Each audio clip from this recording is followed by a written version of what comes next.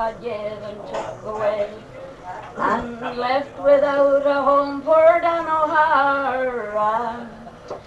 With these matches in my hand, in frost and snow I stand. Sure, it's here I am today, you're broken-hearted. Ah, gosh, Leanne McCree, won't you buy a box from me? And you'll have the prayers of Dan from Connemara.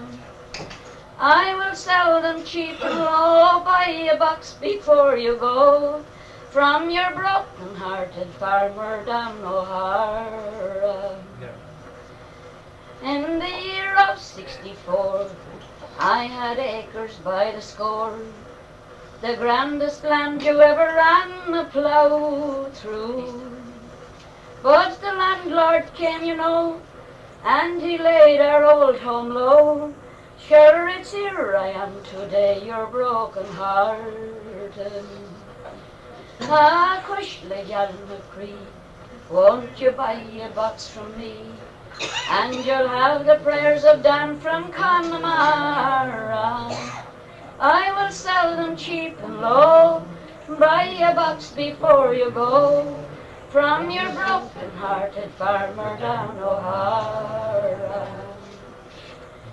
For 20 years or more, sure misfortune crossed our door, and my poor old wife and I were sadly parted.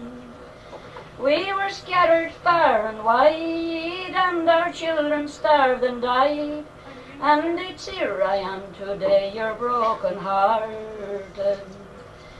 Ah, Cushla Gal McCree, won't you buy a box from me? And you'll have the prayers of Dan from Connemara. I will sell them cheap and low, buy a box before you go, from your broken-hearted farmer Dan O'Hara. In frost and snow I stand, with the shadow of God's hand. It lies warm about the brow of Dan O'Hara. And soon with God above, I will meet the ones I love, and I'll find the joys I lost in Connemara. Ah, Cushla Gal McCree, won't you buy a box from me? And you'll have the prayers of Dan from Connemara. I will sell them cheap and low, buy a box before you go, from your broken-hearted farmer Dan O'Hara. Yeah. I wish I was in Carrigfergus, in Antrim town or in Ballygrange. The deepest ocean I would sail over, the deepest ocean my love to claim. But the seas are deep and I cannot swim over, and neither have I wings to fly. I wish I had a handsome boatman to ferry over my love to me. And in Kilkenny it is reported on marble stones as black as ink, that with gold and silver I would support her, but I'll sing no more till I get a drink. I'm drunk today and I'm seldom sober, in constant trouble from town to town. But I am sick now and my life is over. Come Molly Astor, I will lay me down. A small little man, and his name was Vinty Maguire. Now Vinty Maguire was a cobbler, and and he lived at the back of the hill. Although I was only a chap at the time, I can clearly remember him still. He was cross and contrary and awkward, a simple word he never could pass. And I remember a lump that he had on his head from a fall that he got from an ass. And after school in the evening, many times I was told, take them boots up to Vinty, tell him they want to be mended and so on. Now Vinty would turn them and twist them and view them, and them old yokes wouldn't how to stitch. The best thing you can do with them now is bring them home and throw them out in the ditch. Well, I tell me, mammy, you said they were rotten. She'll be over to see you some night. And I might as well tell you before she comes over. You're in for a hell of a fright. Now listen to me, you impudent pup. I want none of your cheek. Just leave them there on the settle and call up round the end of the week. On Saturday when I returned, I wouldn't know them at all, with the tips on the heels and the studs on the soles, and the finish with shiny heel ball. Then I would ask him how much did I owe him, and he'd look at me with a frown and he'd say, I had an awful job with them bloomin' boots. You may give me a half a crown. I'd be up at daybreak next morning. I'd knock sparks off the road going to mass. And now lads, when they'd hear me coming, they'd all stand in until I would pass. I remember one Sunday, Father Kennedy had started. I was a few minutes late. With the noise of me boots, he stopped reading decks until I got into me seat. And at school, Slasher Murphy was always a bully, and one day he asked me to fight. He said I was always telling tales in the school. I told him that that wasn't right. So he up with his fist and he hit me, and he stood there and started to grin. But I soon changed the smirk on his face with the tip of me boot in the shin. After that, you know, I had the greatest of comfort. He always kept very mute, and whenever he appeared to step out of line, I just showed him the tip of me boot. Or as many changes since I was at school, and some of them not for the best. Sure, there's no one left now to put a stitch in a boot, since we laid poor Vinty to rest. I'll never forget the night that we waked him, how we all nearly died with the fright. And many's the different story is told about what happened in Vinty's that night. You see, he was dead a few days when they found him, with his knees stuck up to his head. And they'd done all they could to straighten him out, but he wouldn't lie down in the bed. So they sent for Mick a pill count, and Mick said, "It's happened to hope." He said, "There's only one thing now to do with that man, tie him down in the bed with a rope." So they washed him, they shaved him, and they scrubbed him. There was parts of him never saw the daylight. And poor Vinty, he never looked cleaner or better as he did when we waked him that night. And everyone gathered at Vinty that night to pay their last respects to the dead. The schemer arrived around midnight, and he packed at the top of the bed. And McDonough was telling ghost stories about all the times he heard the banshee. He said, "I watched her one night and she combing her hair, and it nearly reached down to her knee. 'Twas only 2 nights ago I heard her," says he, "and such a fright no man ever got. But at the schemer had opened the rope, and Vinty sat up like a shot." Then the Holy Mother started as they all made a rush for the door. The schemer heeled over the table, and the 4 candles went out on the floor. And McDonough said to the devil was in it, that he was coming to take Vinty to hell. Says the schemer, "If you don't hurry and get out of here, you might be going with him as well." Now there's many of the ghost story that came and went, but the one that's talked about still is the waking of Vinty Maguire in that little house on top of the hill. I've been away from Ireland now for nearly 50 years, and thoughts of home are still so dear to me. Often I gaze across the ocean, and my eyes grow dim with tears. Let me tell you of the vision that I see. As a barefoot child I stood there when the summer sun did shine across the steeple of that little church down there. and we gathered every evening when the weather would be fine, all around the chapel gates in Cooraclare. So in dreams I love to ramble down the village street, to meet the boys and girls gathered there, where we sang the good old songs, telling of old Ireland's wrong, all around the chapel gates in Cooraclare. There were weddings planned and matches made, and stories old and new, around among the boys all gathered there. And we played at football matches till the final whistle blew, all around the chapel gates in Cooraclare.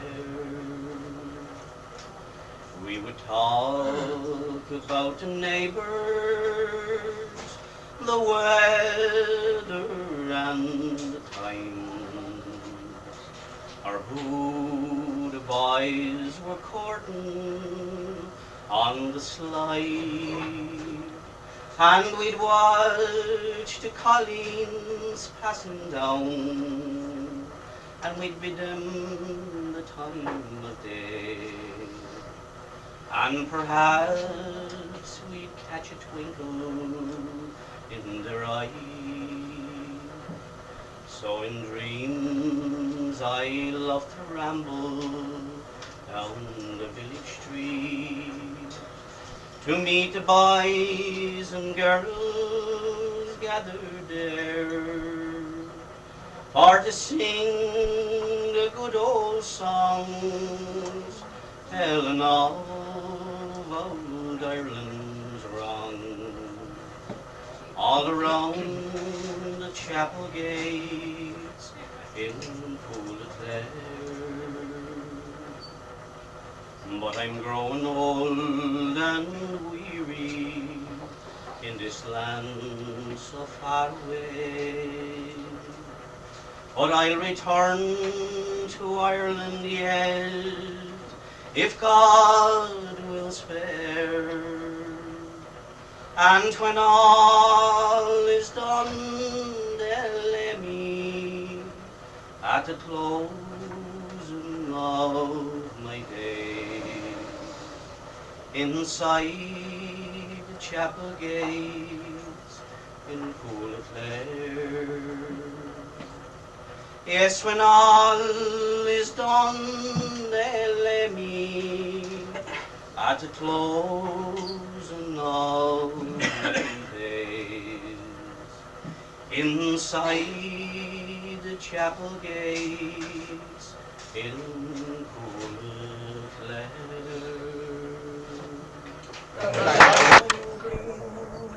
And many's the cold and winter's day that I alone have been. It is a cruel and bitter night as I must lie alone, for the bonny by is young, but it's morning. Oh, Father, dear Father's writing you've done me wrong, for to go and get me married to a one who is so young. For he was only 16 years and I just 21. Oh, the bonny boy is young, but he's growing.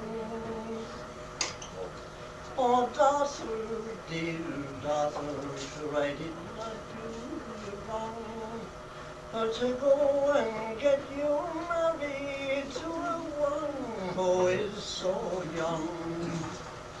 Folly will be a match for you when I am dead and gone. Oh, the bonny boy is young, but he's growing. Oh, father dear, father, shall I tell you what we'll do? I will send my love to college for another year or two. And all around his college cap we'll bind a ribbon blue, for to let the ladies know that he is married. 1 year had gone by and I passed the college wall. I saw the young collegians playing with the ball. I spied him there amongst them, he was the fairest of them all. Oh, the bonny boy is young, but he's growing. At the early age of 16 years, he was a married man. And at the age of 17, the father of my son. At the early age of 18 years, oh, his grave the grass grew green. Cruel death put an end to his growing. I will give my love a shroud of the finest hallowed brown. And while I am weaving it, the tears they will roll down. For once I had a true love, but now he's dead and gone. And I'll nurse his bonny boy while he's growing. Good, Paddy. The year 29, when the weather was fine, I straight took me way to the sweet fair of Trim for to sell a swine. It was my design. She was plump, fat and fair, and complete in each limb. Now this pig was as mild as a lamb or a child. You could whip it all over the globe with a twig. And the truth for to tell, I told it right well, sold it right well. 310 was the price that I got for my pig, with me tour and I added dee, tour and I added dee, tour and I added dee, fun-diddy I clapped the cash to me thigh, put a glass to me eye. Through the streets I did fly like a sporting young buck, till a sporting young dame that belonged to the game, oh, she up to me came to be sure for good luck. She gave me the wink to go in for a drink.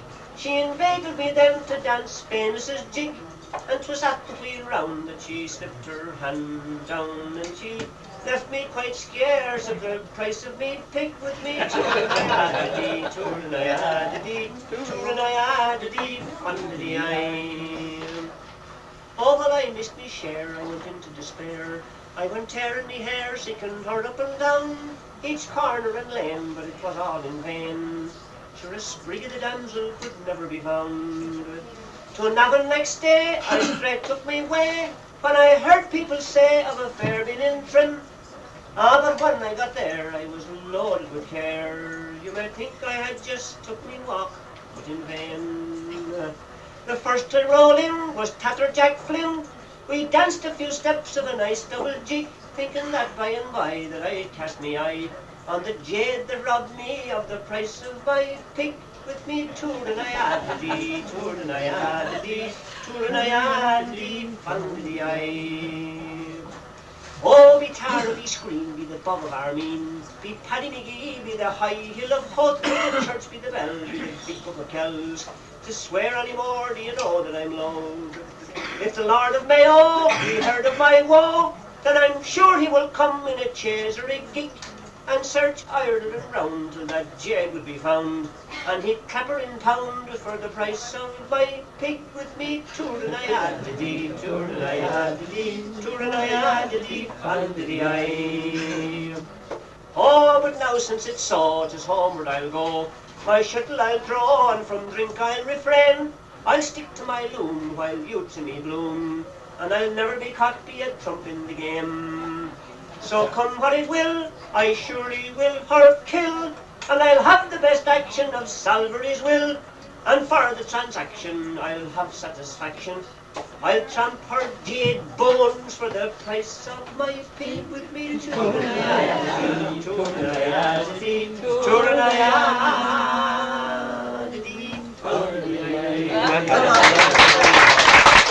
It was early Friday morning as I cycled into town. Shall we front? There are memories crowding round me as I write this little poem. Bring back sweet cameos of Ireland and my home. Poor and worldly welcome I, but rich in memory lore, and the grandest memory that I have is the old half-dome. There's a little snug thatched cottage neath the Ballycullane hills. A little stream runs near it, filling the valley with its trills. I was always welcome there to share its meagre store, when I'd shout, God save all here today, o'er the old half-dome. It was a source of invitation to people passing by. You could rest your elbows on it and the world passed your eye. No need for television then, nor satellites to soar. One got something vision o'er the old half-door. The hens would perch upon it when the dog was fast asleep, and wild birds hovered round it in search of little treats. The vagabond and the homeless were welcome there of yore, as like a League of Nations was the old half-door. A sad sweet memory haunts me wherever I may be, as how they used to kneel there on the mud floor to say the rosary. All nature seemed to stand still, and in silence did it o'er, as the aves swept to heaven o'er the old half-door. That little house has vanished, but the stream keeps bubbling on. A source, a fitting panegyric to the folks all dead and gone. I hope it keeps on lilting there till we meet in heaven's shore to renew again the times we spent for the old.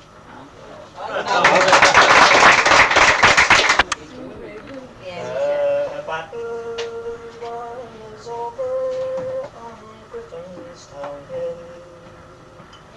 A shout of a great victory was heard loud and shrill. The rebels were routed and the soldiers pursued as far as the green fields and the woods of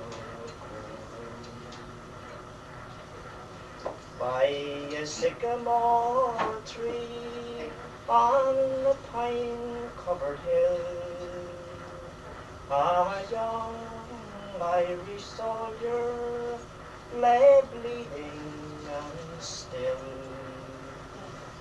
The pale moon, it was rising brightly down from the sky, and it cast its bright rays where the young hero lay dying.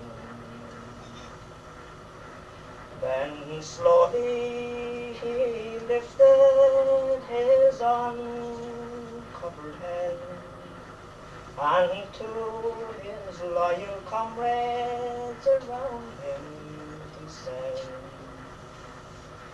my life is fast ending, and it won't be long more until all earthly troubles for me will be o'er. Take this note to my father, who lies sick in his bed, and tell him the son of his bosom is dead. Tell to Kathleen Lord Benetton my affection away. For her I have lived, I have loved her in death, as I have loved her in life.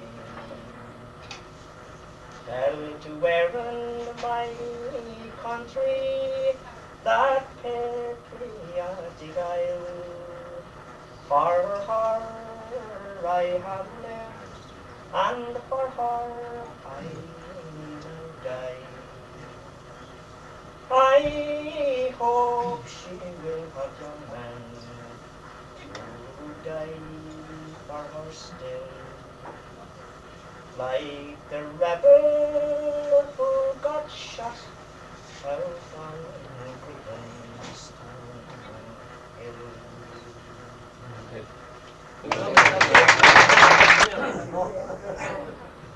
I know we've no box there, but No matter anything, right?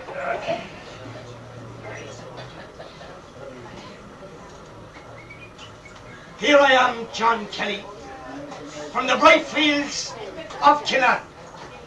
It was in New Ross in '98 when I led the insurgent band. I've heard with pride the heroic deeds of which those gallants tell, of Columbia's fame, who blessed this isle, yet far from it to dwell. Pat Sarsfield speak of Limerick's walls, and O'Neill of Benburg fame. But if you'll allow, I will relate a no less heroic tale of how we fought that fight at Ross, when sealed was Erin's fate, in that year of chilling memory, dark yet glorious '98. From Wexford town our boys marched out. They camped on Three Rocks Hill. From there they spread and one tag Mon, and likewise Fuchs's Mills. No braver hearts were in those men's breasts, they never yet did turn, than the men who camped the 4th of June on the rock of Carrigfergus. The clarion sound in the morning's dawn upon our slumbers broke, and the green flag proudly floated high above the forest oak. And down it sloped our native limb, in every hand was seen a 10-foot pike and gleaming side, and pitchfork pointed key. So on we spread with violent tread, o'er rock and flowing rill, and ne'er cried halt until we reached the base on Lachin Hill. There from every side came trooping, all on that summer's night, old men whose heads were holy, and youths in wild delight. Scarce had the first rays of the dawn outburst the cloudless sky, when 6,000 hands had clutched their pikes to carry Ross or die. Brave Father Oates, he blessed each rank, then with a loud hooray, like lines we headed down the hill. Oh heaven, what a day! To Ross might thrown in battle walls, the chain slaughter on us fell, and our ranks were mown with corn, like bomb and bursting shell. Still on we pressed, I led the band of Bantry's daring men, while Clooney led the fearless spies from far famed Tentred. On past the spot where young Furlong fell, there his young body lay, and 1,000 throats sent forth to cry, revenge shall be today. Faster now and faster still, up to the gates we go. At last we reached, and now the pikes were up against the foe. Oh, who could stand those pikesmen, brave children of toil? Soon down the streets of Ross Mactroon flowed Saxon blood like oil. From hand to hand the unearning pike, it cut through skull and brain, while the shearing side the yeomen looked like ripened heads of grain. The sun had reached its meridian, from start it watched the fight, and saw the vaulting redcoats fly in terror and affright. Across the bridge like frightened deers, it was then we lost our chance, but hardly on a flying foe would not let us advance. Reinforced again they did return, but still we kept our ground. Remember, Furlong was the cry that echoed far around. There in the thickness of the fight, a female's form was seen. It was Molly Dial, that heroine, who fought beneath the green. Our men fatigued from loss of blood, scorched with the burning sun, and fallen back when through our ranks, and nimble Gosson ran. The green flag waving in his hand, cried, "Follow me, who dare?" Once more the red coats weeded rout in terror and despair. Then sank the sun rays in the west, and palely it went down, to rise upon tomorrow, or a lost and ruined town. For 13 hours with naked pikes against bristling guns we stood, while down the streets of Rossmactune flowed Celt and Saxon blood. The dead in ghastly heaps they piled, thrice caught and of red. The patriot scored, the barra died, the purest was never shed. This ends my tale of what I saw, of slaughter, blood and sway, and may the Lord have mercy on the souls that died in Ross that day.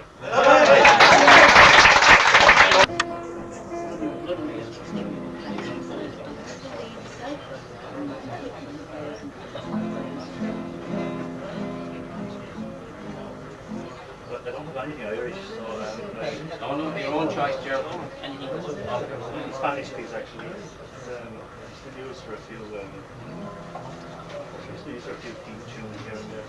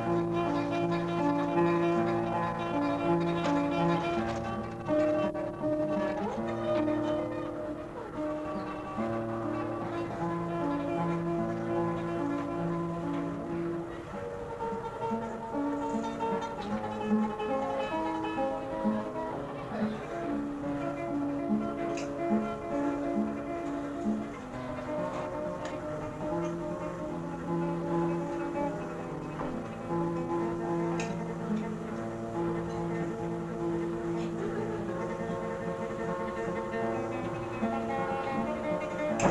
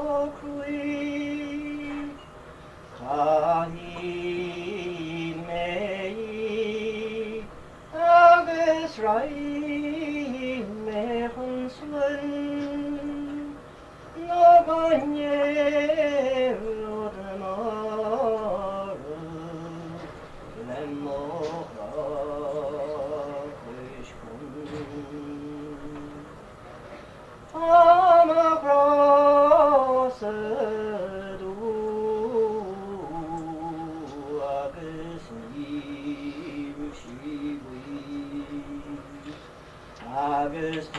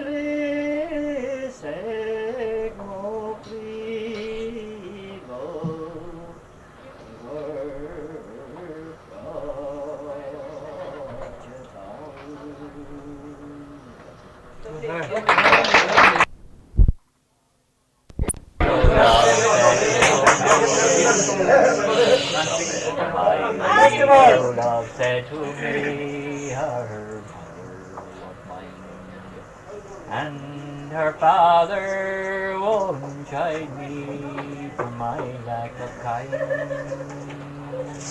Oh, she stepped away from me, and this she did say, oh, it will not be long now till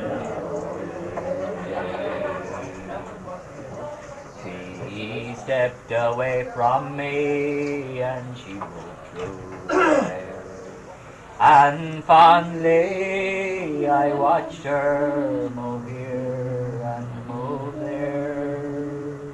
Oh, she went away from me with one star away, as the swan in the evening sails over the lake. Last night my love came to me, she came so gently she came that her feet made no din. She laid her hand on me, and this she did say, it will not be long, long till thou wed. Now people are saying that no two ever wed, but that one had a sorrow that never was said. Oh, she went away from me with her goods and her gear, and that was the last that I saw, my dear Margaret.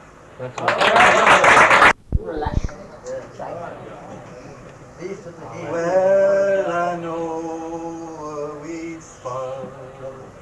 It's a place of great fame. It lies to the north, and I'll tell you its name. It's my own native birthplace, and it stands on true soil, and we call it Lovely Derry, on the banks of the Foyle. I was young, I was foolish, and like most other boys, I had not many sorrows, or yet many joys. I worked hard for a living, for long years have I toiled, far away from lonely Derry, on the banks of the Foyle. Now I courted a wee lass, and her age was 19. She was the fairest cunning that I've ever seen. She was young, she was handsome, and her hair waved and coiled, and she came from lonely Derry, on the banks of the Foyle. Now when I make a fortune, I'll return there in style to the friends and company I left far behind. I will build her a mansion, never more need we toil, far away from lonely Derry, on the